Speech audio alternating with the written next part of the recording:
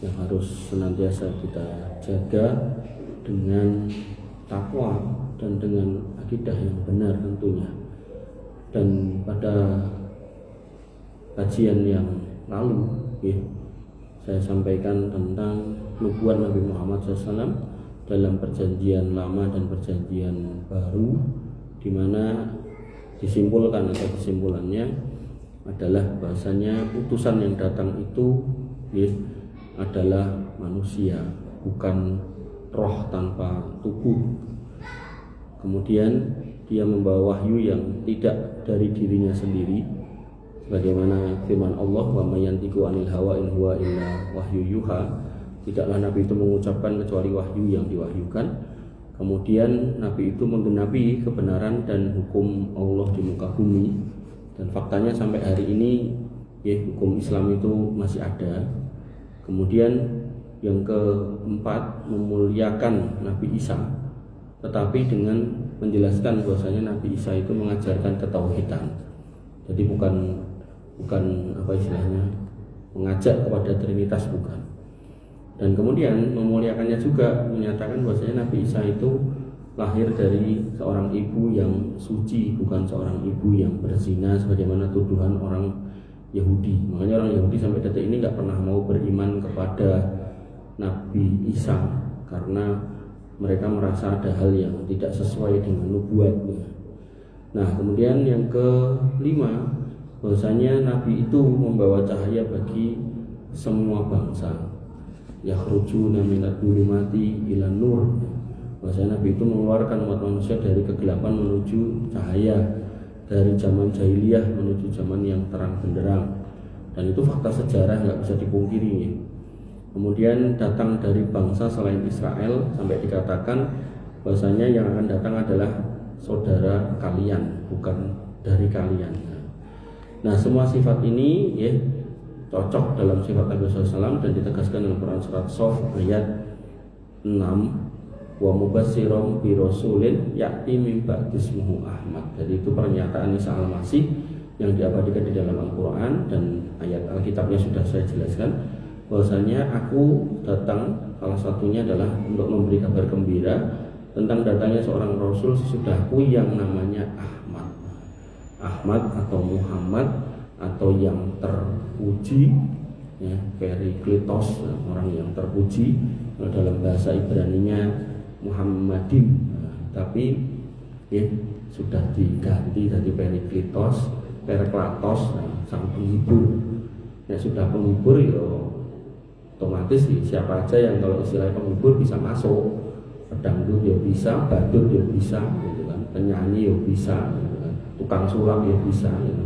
Makanya nama itu kadang tidak bisa untuk diterjemahkan dalam bentuk percakapan. Misalnya namanya Pak Joko, Joko artinya anak lanang toh, di absen anak lanang ya. Jarang mungkin bisa dipahami. Jenengku itu anak lanang Joko. Walaupun Joko itu artinya anak lanang. Nah, Bapak Ibu dirahmati Allah Subhanahu wa taala, maka ketika nubuat itu sudah diterjemahkan, maka menjadi bias, hilang. Ini saya ingin menguatkan akidah dengan itu sudah ada di tempat yang benar, agama yang benar, akidah yang benar.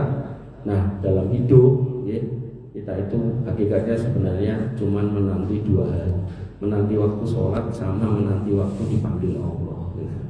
Nah, di antara dua waktu sholat itu bisa jadi kita dipanggil Allah, atau kalau enggak, kemudian lapar akhirnya kita harus kerja untuk nyari makan dan minum. Nah, istilahnya secukupnya untuk menegakkan tulang punggung agar tetap bisa sholat di waktu berikutnya. Makanya nanti kalau ngomongkan rezeki, pernah saya sampaikan di sini, Nabi itu tidak punya standar yang tinggi-tinggi. Kalau kamu bisa bangun di kampung yang aman, tidak ada masalah, aminan fi sirbihi wa mu'afan fi jasadi, punya badan yang sehat, bisa bangun. Karena biayai pas mapan ilem sare niku sehat, begitu pas wayah bangun dan sakit karena tiba-tiba stroke nopo-nopo gitu kan. Nah, kemudian yang terakhir, wa indahu qutu yaumi, punya yang dimakan buat hari besok itu. Nah, maka nama hizat lahu dunia, dia kayak mendapatkan nikmat yang besar. Artinya kalau kemudian rezeki kita ya cuma seperti itu, ya kita harus bersyukur.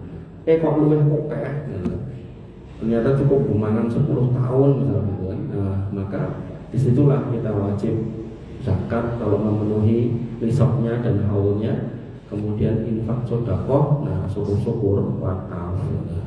Masuki kok lemah oke, tawakal ke sithik kan gitu untuk nopo bekal di akhirat. Hanya Bapak Ibu rahmatullah Allah Subhanahu wa taala. Hidup niku hakikate namung menanti dua, menanti waktu sholat sama menanti waktu dipanggil Allah. Bapak Ibu rahmatullah Allah Subhanahu wa taala. Nah, kembali ke penjelasan tentang Isa Al-Masih. Nah, saya mengambil dari Sahih Muslim hadis nomor 5157. Nah, saya ambil dari aplikasinya Kampus Tazkiyah. Disebutkan di situ Nabi SAW bersabda dari Abu Hurairah, la taqumu sa'ah hatta yanzila ar-rumu bil a'maq au bidabid. Tidak akan terjadi kiamat hingga bangsa Romawi itu turun di daerah Al-A'maq dan Dabik. Saya tidak tahu ini di mana. Kayaknya di Sam.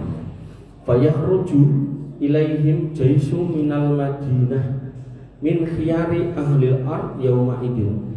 Lalu keluarlah menyambut orang-orang Rum. Rum ini berarti kan Romawi. Romawi niku berarti ya wong-wong bule londo-londo iku mancung niku. Nek sakniki nggih tergabung dalam NATO niku. Nah, fayakhruju ilaihim jaisu minal Madinah. Lalu keluarlah pasukan dari Madinah min khiyari ahlil ardi yauma idin, yang pada hari itu mereka ini manusia-manusia pilihan. Manusia pilihan. Kenapa? Oh, ini penting. Nabi mengingatkan, ya, hari kiamat itu agama akan berpulang ke asalnya seperti ular pulang ke lubangnya, sarangnya. Yang dimaksud di sini yaitu kembali kepada Madinah. Maka Bapak Ibu dan rahmatullah Allah Subhanahu wa taala, maka kemurnian agama ini sudah dijelaskan oleh Nabi itu akan kembali dari sana. Gampangnya ngeten. Di sana masih banyak ulama-ulama yang baik. Sehingga kalau ada orang Indonesia, ya, kok kemudian dia menyatakan saya berguru pada ulama-ulama Mekah dan Madinah yang hari ini masih hidup atau yang pernah hidup dan sudah wafat, maka insya Allah itu ada jaminan kemurnian atau keaslian atau kelurusan agama. Karena nanti makin jauh dari sumbernya, itu makin banyak kontaminan, banyak tambahan-tambahan. Nah, mulai nek di Indonesia tambahannya suka biangan. Nanti enten wong ngaku iso ngomong karo semut, ngaku ngomong iso ngomong kalih malaikat, iso ngomong kalih penghuni kubur gitu. Sing dari ngaku dhek iso ngomong kalih tanduran dari ngaku. Ini mungkin paling nggih ora suwe mengko yo ngaku niku. Nah, di sini disebutkan penduduk pilihan pada waktu itu ya penduduk Madinah. Mereka tahu keutamaan berjihad yang sebenarnya, mereka berangkat.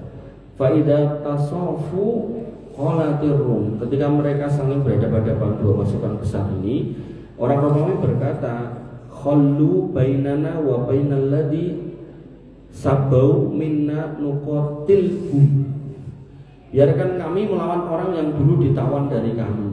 Maksudnya apa? Ini orang yang dulu itu apa istilahnya? Gampangane gak luwih hebat daripada kami. Kan orang-orang sekarang kan orang-orang Eropa, orang-orang Amerika kan merasa kuasa gitu kan. Merasa kuasa. Dia lupa kan datang keadaan seperti ini. Nah, di sini dikatakan, mereka ini dulu kalah sama saya. Nah, biarkan kita akan tempur gitu. Fayaqulul muslimun berkata, la wallahi la nukhalli bainakum wa baina ikhwanina. Tidak, demi Allah, kami tidak akan membiarkan kalian menawan saudara-saudara kami. Artinya apa? Kekuasaanmu, penguasaanmu atas dunia sudah selesai saatnya. Fayuqatilunahum fa yanhazimu sulusun wa la yatubullah alaihim abadan. Perang nih pasukan muslim sama orang Romawi. Lalu sepertiga dari orang muslim mereka kabur karena lihat ternyata perang itu nggak enak ya kan. Pertempuran itu nggak enak, kabur sepertiganya. Dan di sini dikatakan maka Allah tidak akan menerima taubat mereka selama-lamanya. Makanya jenengan yang hari ini dikasih negeri yang damai, tidak usah ngarep-ngarep perang. Karena nopo yang jenengan bayangke belum tentu jenengan bisa ngalami. Sama halnya ya, ketika jenengan tidak dikasih cobaan, terus jenengan misal mikir kayak cobaan lah ganjarannya oke tak jaluk wae. Nanti nek dikei irung karuan sanggup nahan.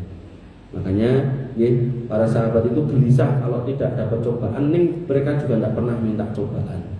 Biarkan Allah yang memberi, maka di situ Allah sudah menakar mengukur kemampuan hambanya dalam menerima cobaan. Nah, kemudian lanjutannya wa yuqtalu sulusuhum afdhalus syuhada indallah. Sepertiga dari mereka orang Islam itu terbunuh sebagai syahid yang terbaik di sisi Allah. Mati syahid sepertiganya. Wa yaftatihu as-sulusu la yuftanuna abada. Sepertiganya Allah izinkan untuk memenangkan pertempuran besar itu, dan mereka tidak pernah jatuh ke dalam fitnah akhir zaman selama-lamanya. Kemudian fayaftatihuna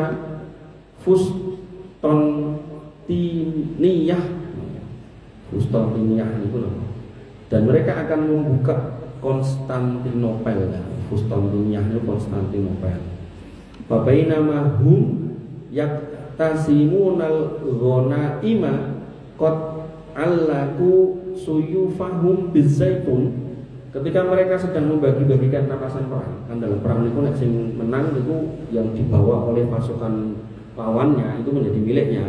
Nah, dalam misal istilahnya ghanimah dibagi-bagikan, sambil bagikan mereka menggantungkan pedang-pedang mereka di pohon zaitun. Nah, kemudian soha fihimus syaiton. Syaitan berteriak. Jadi syaitan muncul dalam bentuk manusia berteriak. Innal masiha qad khalafakum fi ahlikum. Sesungguhnya Dajjal telah muncul di tengah keluarga kalian. Fayahrujuna wa dzalika batil. Mereka pun keluar dari Konstantinopel, meninggalkan Konstantinopel. Konstantinopel itu saat ini pundi? Istanbul, Turki. Nah, jadi mereka perangnya ketemu nih tentriku. Nah, begitu kemudian setan ngomong, Dajjal metu lho, marani keluargamu, pada keluar dari Turki.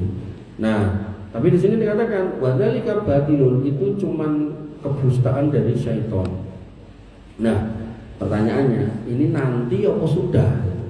Konstantinopel kan pernah dikuasai orang Islam, bahkan sekarang jadi negara Islam. Nah, pertanyaannya, ini dulu, ini hadis tentang dulu, apa hadis yang akan datang? Nah, kita lanjutkan. Nah, faida ja'u asyama kharaja. Begitu mereka jalan sampai ke Syam, kan Turki, kemudian Syam. Syam itu kan beberapa negara. Di situ ada Yordania, ada Palestina itu sendiri, kemudian ada Suriah, kemudian Libanon. Nah, 4 negara. Nah, mereka meninggalkan Konstantinopel, Turki, jalan pulang. Tadi tentara mana? Tentara Madinah toh. Pulang menuju Madinah, Saudi, masuk wilayah Syam. Sampai di Syam, fa idza ja'u asyam kharaja. Sampai di Syam ternyata Dajjal ada. Nek kembali ke bab yang Dajjal yang lalu, nek jangan masih ingat, Dajjal munculnya dari Khorasan, Iran, jalan ke arah Syam. Lah petok ten mriku gitu. Nah, berarti niki yang akan datang apa DBN? Yang akan datang. Ngoten nggih, cara mencernanya gitu kan. Fa bainama hum yu'iduna lil qital yusawwuna as-sufufa id uqimatis shalah. Ketika mereka ini pasukan Islam yang tadinya mau pulang ke Madinah gitu, ternyata malah kepethuk Dajjal di Syam. Otomatis nek Dajjal berarti ada yang ngikuti. Wong Dajjal itu sejak muncul jalan terus itu ada yang ngintili gitu kan. Nah, mereka berdatangan dari orang Syiah, orang Yahudi, orang Nasoro yang tidak mau yang mereka ini orang-orang yang menanti sang juru selamat terakhir. Nasoro yang menanti, Yahudi yang menanti, Syiah yang menanti. Orang Islam yang menanti. Cuman orang Islam yang dinanti adalah Al-Mahdi dan Al-Masih. Nek orang Nasrani yang dinanti adalah Al-Masih, nek karena di mindsetnya Tuhan itu bentuknya menungso. Nah, maka begitu Dajjal teko, senajan matanya salah satunya loro, ya wis tetep diimani. Gak peduli kok ora sing ganteng sing dengan patung kae gak apa-apa, wis penting iso nguripe wong mati, iso nekake udan, iso ngetokke napa mas-masan saking lemah. Pokoknya sing ngoten-ngoten iku wae iki berarti Tuhan. Wong Tuhan bentuke yo selama ini ajarannya dari sono ke sini ya, dari dulu sampai sekarang ya bentuknya manusia. Sampai 2 hari yang lalu atau 3 hari yang lalu saya lihat di medsos niku enten kiai niku tawa-tawa, wah ini barang langka, nggak pernah ada di seluruh dunia. Lagi ditoke niku patungnya niku lah si dia itu gitu kan. Ini utuh dari akarnya sampai atas ini batangnya, jadi kayu jati itu dicongkel ke koyote tekan batangnya, lagi dipotong sekitar 2 meter terus saking gede itu bisa digawe si dia itu kali gendong wedhus setunggal, berikinan dan setunggal terus misalnya dan sekawan. Jadi ini si dia itu dan wedhusnya 6, nggak mahal, cuma 25 juta. Gak pernah ada di dunia satu-satunya ini. Jadi Tuhan itu dijual selama ini. Nah, maka Bapak Ibu dan rahmatullah Allah Subhanahu wa taala, ketika sudah ketemu des siap perang, masuk waktu sholat. Kemudian mereka meluruskan barisan untuk sholat.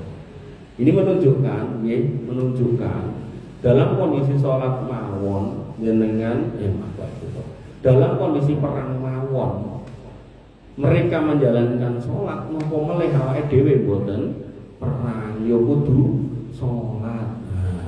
Ya ampun sibuk ngurus iki ngurus kuwi nanti lali sholat, ampun ya pokoknya sak sibuk-sibukin nopo dengan kedah sholat. Kedah sholat karena hakikatnya kita tadi nopo nunggu sholat kali nunggu mati pun ini ku tok jadwal loro niku lho nek wayah sholat ketemu meneh berarti urung wayahe mati. Kadang urung tekan wayahe sholat malah meninggal. Makanya Bapak Ibu dan Allah niku yang kita tunggu. Nah, begitu mau sholat, jenengan masih ingat dalam bab Dajjal yang lalu. Niki sholatnya sholat apa?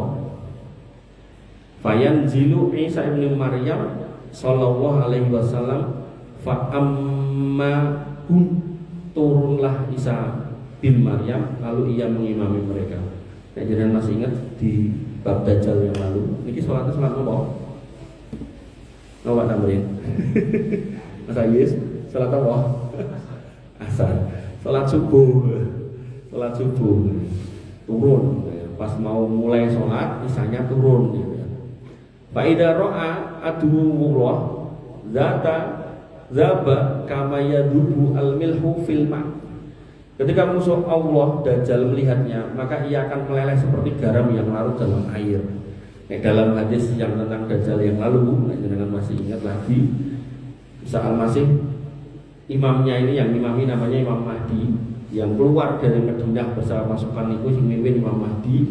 Imam Mahdi tinggal 1/3 pasukannya mau pulang, gitu kan, karena ada setan yang bengok-bengok mau keluargamu di parani Dajjal. Mereka mau pulang ke Madinah, malah ketemu Dajjal di Syam, ya. Kemudian siap perang waktu sholat, kemudian mereka sholat. Begitu mau diimami Imam Mahdi, Isa Al-Masih turun dari langit dengan berpegangan 2 sayap. Nah, begitu sudah turun, disumanggae kali Imam Mahdi sumangga dan Dajjal. Isa Al-Masih tidak mau. Iki syariate Nabi Muhammad, kamu yang imam. Nah, Isa Al-Masih menjadi makmum. Nah, begitu sudah selesai, pasukan Dajjal sudah ngepung ini pasukan kaum muslimin. Begitu ada pintu besarnya dibuka, deal gitu, itu 2 pasukan sudah ketemu. Nah, Dajjal ngarep dewi, karena sejak munculnya dari Khurasan sampai ke Syam, Dajjal ini menjadi orang yang tidak terkalahkan. Tidak ada yang bisa kalahkan, tidak ada yang bisa bunuh. Kalau jangan masih ingat dalam kisah Ibnu Musayyib yang kemudian bentuknya mirip kayak Dajjal. Nabi menanyakan beberapa hal dan Ibnu Musayyib ini menjawab, dan jawaban ini seolah-olah Dajjal itu adalah Ibnu Musayyib. Niku Khalifah Abu Bakar As-Siddiq atau Umar bin Khattab saya lupa, itu sampai gergeten. Ya Rasul tak patenani. Nah gitu. Kemudian Nabi mengatakan, orang iki dudu jatah. Iki nek tenan Dajjal jatai Al-Masih. Tapi nek dudu malah jadi pembunuhan sing kamu berdosa. Akhirnya tidak dibunuh, dibiarkan Ibnu Musayyib ini. Nah, dalam konteks tadi itu pertemuan dua pasukan setelah sholat sudah berhadapan-hadapan, pintu dibuka, Dajjal ngarep dewi, mongso paling hebat. Nah, pengakuan di ujungnya itu kan dia ngaku Tuhan. Awalnya ngaku Nabi, utusan, kemudian ngaku Tuhan. Begitu sudah dibuka pintunya, dia melihat Al-Masih yang sebenarnya, dia kan Al-Masih Dajjal. Nah, ini melihat Al-Masih Isa. Maka Dajjal itu tiba-tiba lemes, tiba-tiba apa istilahnya? Ya lemes lah gitu. Di sini dikatakan meleleh seperti lelehnya garam yang larut dalam air. Nah, Dajjal yang perkasa, yang koyo-koyo enggak terkalahkan, tiba-tiba lemes. Begitu melihat satu orang ini, akhirnya Dajjalnya lari. Di hadis yang lalu lari.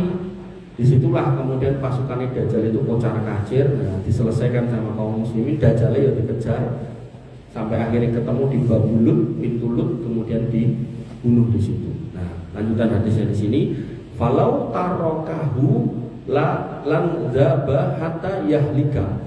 Sekiranya Isa membiarkannya, maka Dajjal itu benar-benar akan meleleh sampai mati.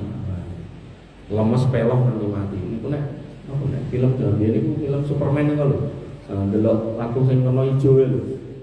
Ketoke ampuh itu iso matane iso laser niku ketua abang-abang ini niku. Nah, tapi begitu delok sing ijo itu lemes. Enggak tahu, mungkin produsernya pernah baca hadis Dajjal ya. Walakin la yaqtuluhu Allahu biyadihi. Tapi karena Allah mentakdirkan, artinya Dajjal itu dengan tangan Isa, bukan karena melihat Isa. Fayurihim damahu fi harbatihi. Dan Isa memperlihatkan kepada mereka darah Dajjal di ujung tombaknya. Nah, kalau hadis yang lalu dengan pedang, enaknya nih tombak. Jelas mati itu doh. Nggak tahu. Nek dituduh lagi, nopo terus jadi ketok, ketai hijau, nopo biru, nopo itu nggak betul-betul. Artinya di ujung tombak itu ada darah dan Nabi Isa mengklaim ini darahnya Dajjal. Dan sampai di situ hadisnya. Bapak-bapak dirahmati Allah, hadisnya dari Imam Muslim. Kalau Imam Muslim berarti hadisnya sahih. Pelajarannya pada hadis ini, yang pertama yaitu tanda-tanda besar kiamat melibatkan peperangan besar antara kaum muslimin dan kaum Romawi. Makanya ini nek kita melihat proses peperangannya, itu ya benar-benar OTW ke sana. Jadi kayak Rusia kalau Ukraina. Niku Ukraina niku diwangi negara Eropa sak kabeh-kabeh niku. Senjata. Rusia dengan senjata-senjata yang tua digunakan untuk perang di Ukraina. Jatuhnya sudah entek itu. Nah, wallahu alam entek sampai kapan, tapi kalau kembali ke sini perangnya pakai pedang, itu berarti yang tadi itu pakai tank segala macam ya entek gitu. Termasuk mereka ini negara-negara maju ini kan sudah menyiapkan rudal jarak jauh untuk nembaki satelit. Nah, jadi sudah ditembaki satelit-satelit nopo Elon Musk terus macam-macam niku satelit NASA. Ya wis, HP udah ada gunanya, Pak. HP iso nggo dolanan nek zaman cilik niku nek banyu tuh nggo anu lho. Wis ra guna lah lebih nopo.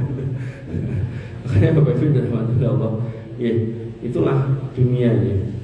Kemudian kewajiban mempertahankan persaudaraan muslim, sebagaimana kaum muslimin tidak membiarkan musuh melawan saudara mereka. Jadi orang-orang Romawi itu gencet orang-orang Turki, dalam hal ini Konstantinopel.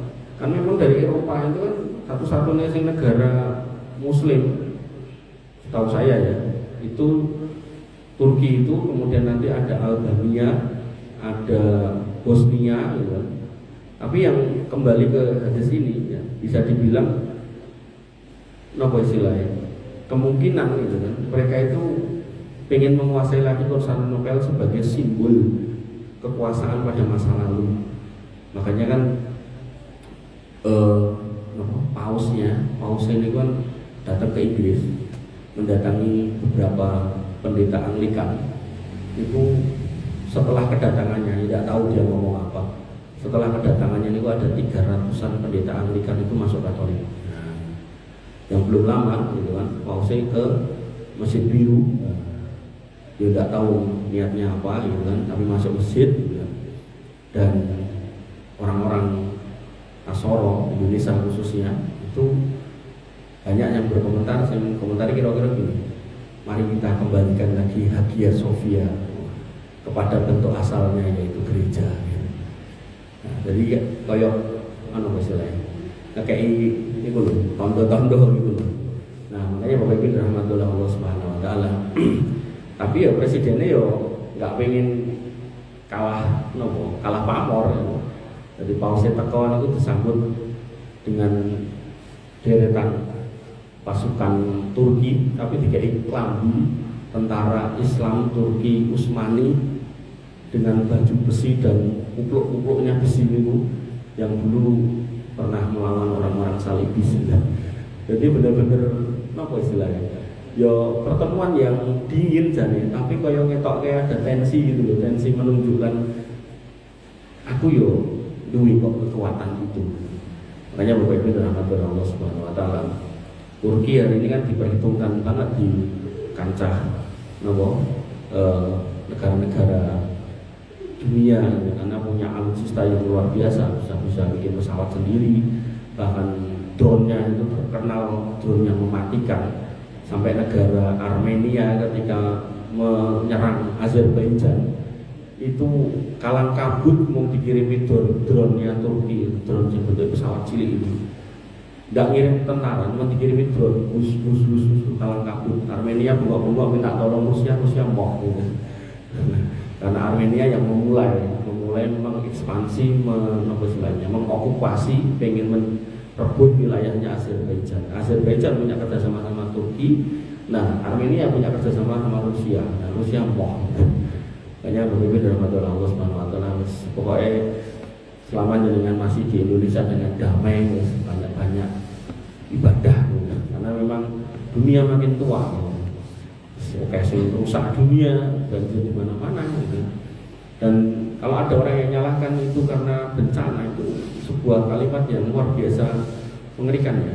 Ya benar itu bencana, cuma maksud saya bukan kemudian semata-mata karena Allah itu jahat itu enggak. Allah sudah menyatakan di dalam hadis qudsi bahwasanya ini haram tudul ma'ala nafsi. Aku harus mengharamkan dolim di gua aku. Gak mungkin aku mendolimi kalian, itu gak mungkin.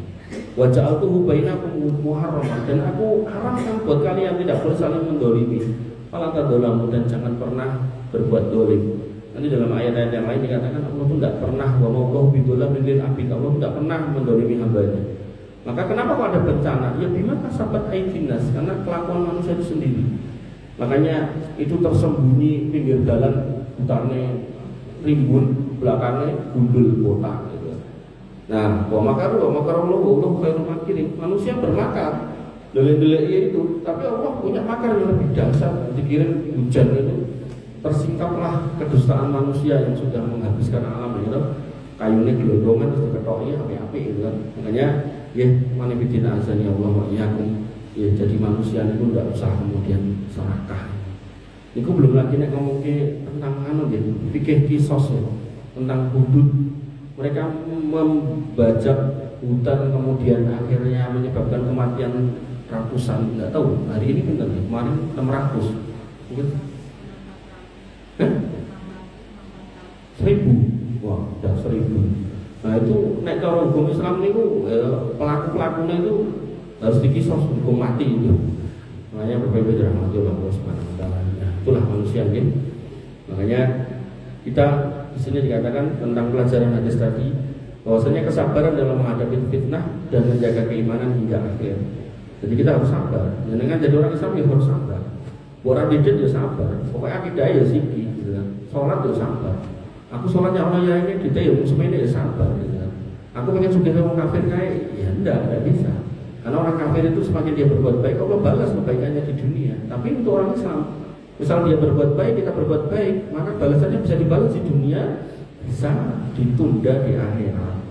Makanya nggak mesti ketika jalan sedekah terus engko baliane ping 700 mboten mesti, mungkin yang ping 10, mungkin 20, itu pun alhamdulillah. Sedekah saya mau dibalik ke 10.000 alhamdulillah. Berarti sisone itu ditunda untuk jenengan di akhirat. Makanya Bapak Ibu dirahmati oleh Allah, sabar. Kemudian turunnya Nabi Isa alaihissalam ya, sebagai salah satu tanda besar kiamat yang akan membunuh Dajjal. Artinya itu sudah pasti turun. Dan orang-orang yang sampai nemoni itu kok nggak tobat, bahaya. Bahkan jadi dalam hadis yang lain tentang Isa al-Masih, dia punya visi kan, membunuh babi, mematahkan salib gitu. Nah, cuman pertanyaannya apakah setelah membunuh Dajjal atau sebelumnya? Nah, khilaf ulama. Tapi kalau kembali ke hadis ini, berarti prosesnya adalah membunuh Dajjal dulu. Kemudian pada penjelasan Dajjal juga sama.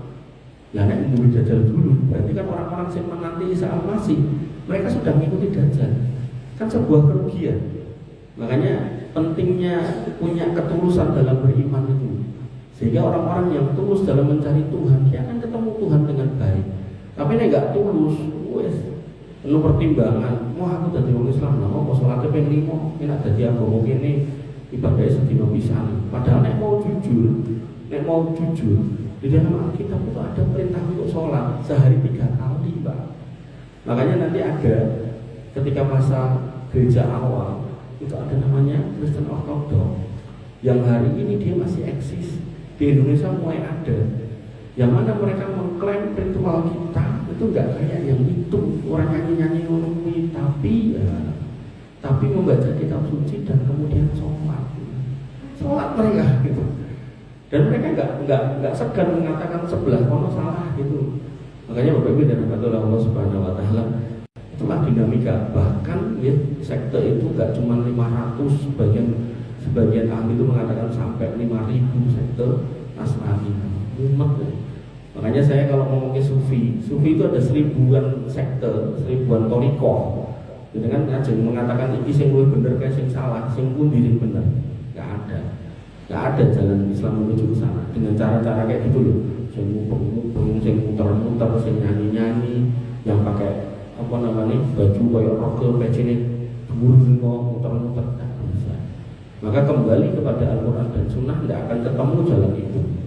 Makanya Bapak Ibu dirahmati Allah Subhanahu wa taala, kesabaran dalam beriman, kesabaran dalam menghadapi fitnah, dan janji Allah pasti terjadi. Dan kemenangan akhir pasti akan menjadi miliknya kaum muslimin yang bertakwa dan bersabar dalam menghadapi ujian. Dan dalam konteks kita, tidak apa-apa kita belajar tentang hadis-hadis hari kiamat, tapi jangan kemudian nyocok-nyocoke sampai boleh ikatan pirang tahun kasio gitu, tidak perlu gitu. Tinggal jenengan jalani hari-hari jenengan sebagai orang beriman, dan kemudian jenengan nikmati dengan keluarga sebagai orang yang beriman, keluarga yang beriman, sembari berharap mudah-mudahan kita semua dimatikan oleh Allah Subhanahu wa taala tanpa ketemu Dajjal. Sampai ada salah satu jamaah itu kan pengajiannya Pak Soalek, Pak Alek itu bosnya ini kan tentang pengawasan tiap Jumat. Kalau ada jadwal itu Jumat keempat. Dan itu enten jamaahnya itu yang bertanya, Mas, kita itu diminta untuk berdoa berlindung dari Dajjal. Bahkan dilakukan sejak Nabi, sahabat, tabiin sampai kita. Pertanyaannya, Nabi, sahabat, tabiin loh gak pernah ketemu harus yang jenis Dajjal, tapi berlindung dari Dajjal. Nah, awake dhewe kemungkinan juga nggak ketemu. Lalu apa faedahnya kita kemudian berdoa minta lindung dari Dajjal? Nah, Bapak Ibu dirahmati Allah, ketika kita sudah belajar tentang Dajjal, enak menjelaskannya. Yaitu apa? Fitnah Dajjal itu sedemikian luar biasa. Walaupun hadisnya dhaif, bahkan sebagian ulama mengatakan palsu, Dajjal itu akan mendatangi sebuah kuburan yang di situ didatangi oleh seorang anak yang nangis karena bapaknya dikubur. Nah, kemudian Dajjal mengatakan, "Iki nek tak gugah bapakmu tangi, kowe gelem iman karo aku, nek aku iki Gustimu." Dia menjawab, "Nggih," gitu.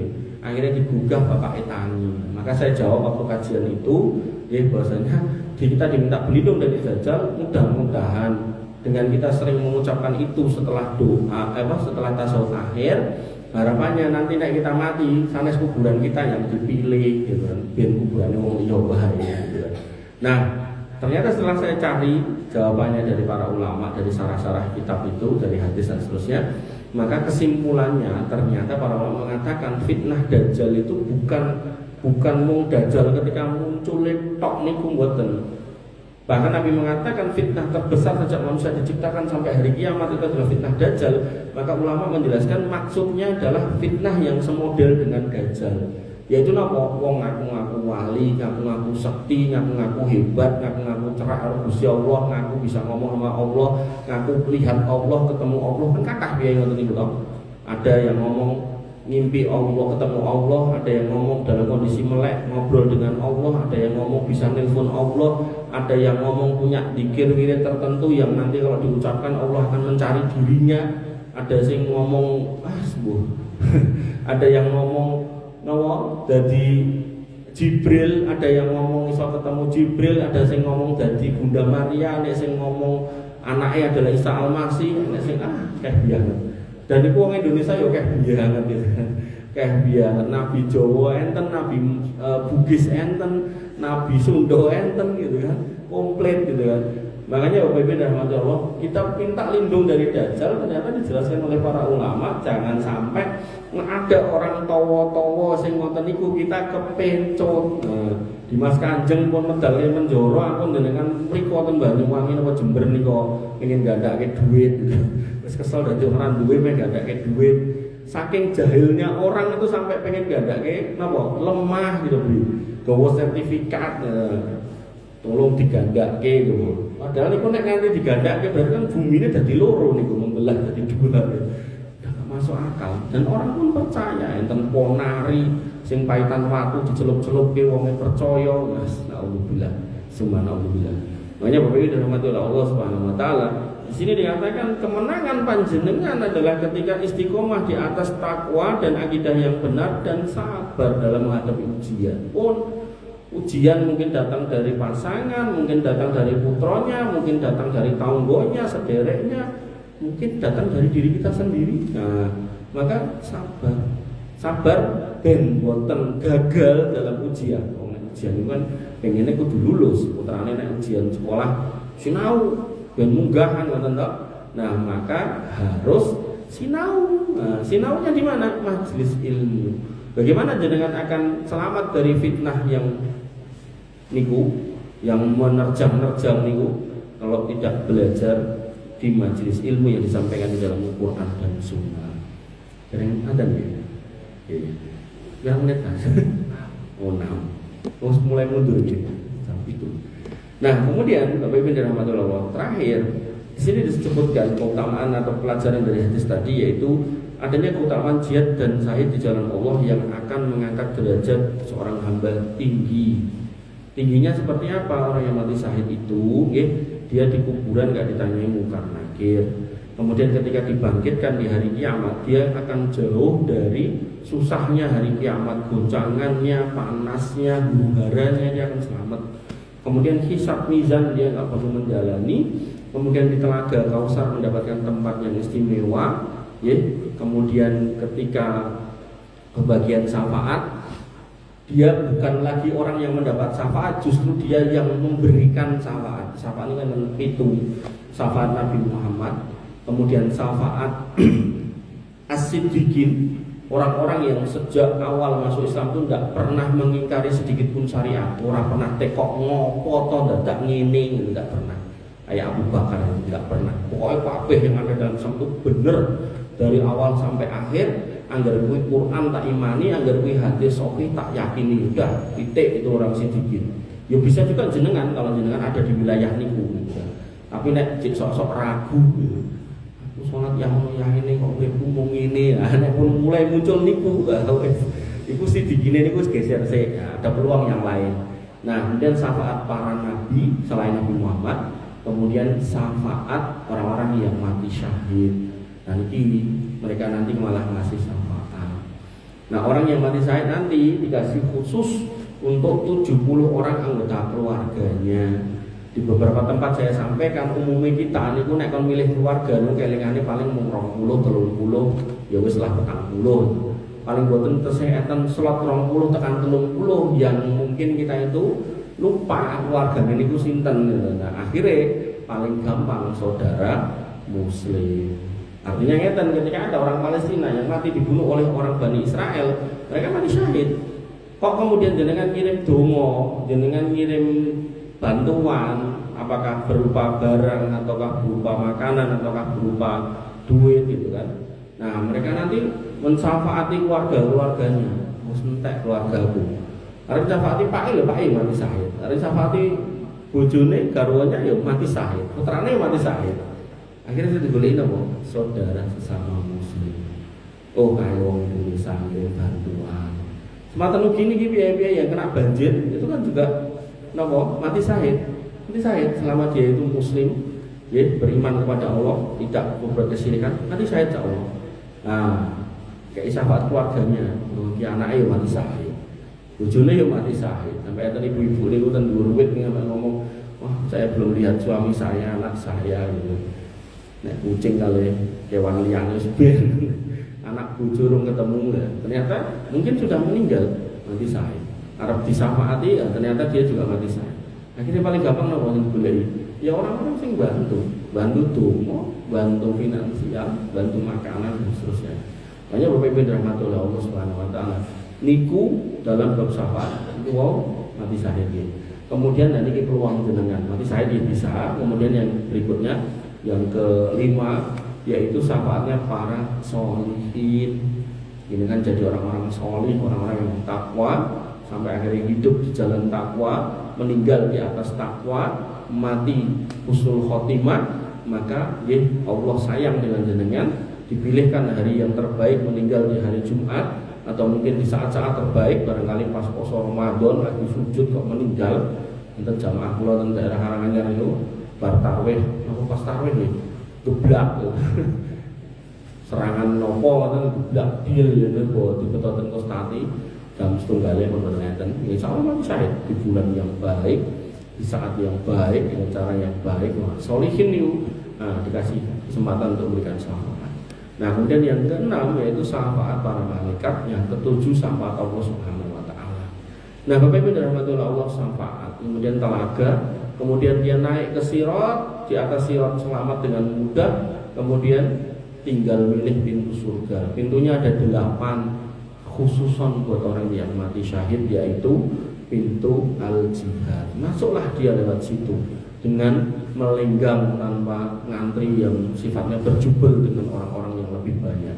Makanya Bapak Ibu rahmatullah Allah Subhanahu wa taala, itu keutamaan orang yang mati syahid dengan cara yang benar. Nek konteksnya perang maka harus dipimpin oleh seorang penguasa. Jadi tidak bisa kemudian gowo rangsel dikit-dikit di sini bom, ning ndi Mas, ning McDonald bledos. Tidak bisa, niku sangit boten sahid. Ning ndi Mas, aku main bledos ki. Napa niku gereja kae, tidak bisa. Dan ini juga bagian dari fitnah yang hari ini ada. 2018 ada seorang ibu berjilbab dengan baik, ada seorang suami, dan tadi suaminya si ibu ini dengan 4 orang anaknya, semua digawani ransel kon ngecer ning gereja-gereja teng Surabaya. Meninggal 16 orang, 16 atau 18 orang, yang 6-nya adalah keluarganya, 12-nya itu adalah orang-orang Nasrani. Nah, apakah itu benar? Tidaklah. Karena Islam mengatakan, Nabi Muhammad SAW bersabda, "Man qatala mu'ahadan lam yarah raihatal jannah." Siapa yang membuat rusuh di negeri yang damai sampai membunuh orang kafir, maka dia, si pelakunya ini tidak akan mencium bau surga. Makanya Bapak Ibu rahmatullah Allah Subhanahu wa taala, jihad yang benar di medan perang, bukan di tempat damai sing dianggap tempat perang. Jangan sampai keliru nggih. Makanya dengan ini dipamiti putrane, "Pak, aku wis nanti gawean, ora sekolah, ora kuliah, ora kerja, ya arep nikah ngelamar si kae ditolak, si kuwi ditolak, wis tak mati syahid wae." Nah, niku mang cetak iki. Piye carane lho? Iki aku lagi gawe bom apa jenenge Magicom. Dar kok kuning di. Kayak kuning Israel mana ya ora apa-apa.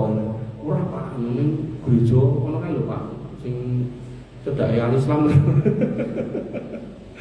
Wis ngawur ngajarannya sapa kuwi ya dicethake karena ustadze karo gelem beton niku.